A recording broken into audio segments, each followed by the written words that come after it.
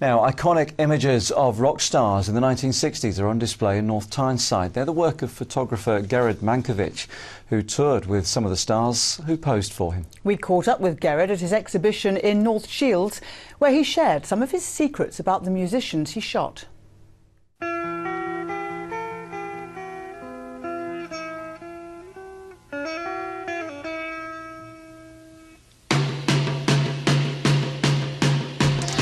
The Rolling Stones are some of the major stars adorning the wall of the Georgian townhouse, which has been converted into a gallery space for the exhibition Rock and Roll Icon.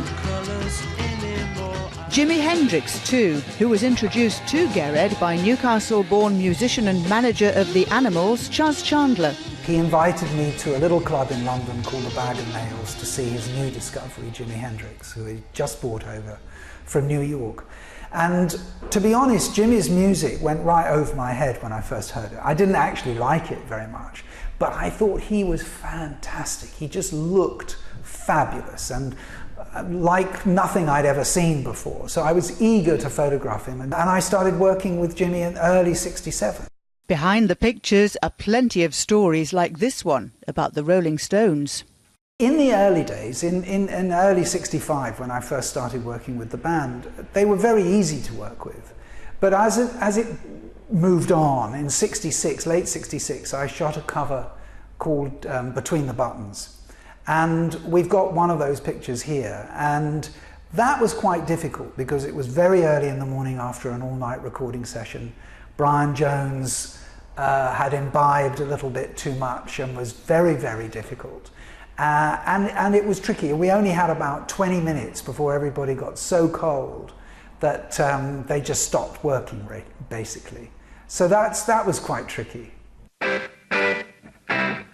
This is one of my favourite pictures of the Stones. It's from the first session in '65, and I put them in this cage that was next door to my studio. It was a brick cage.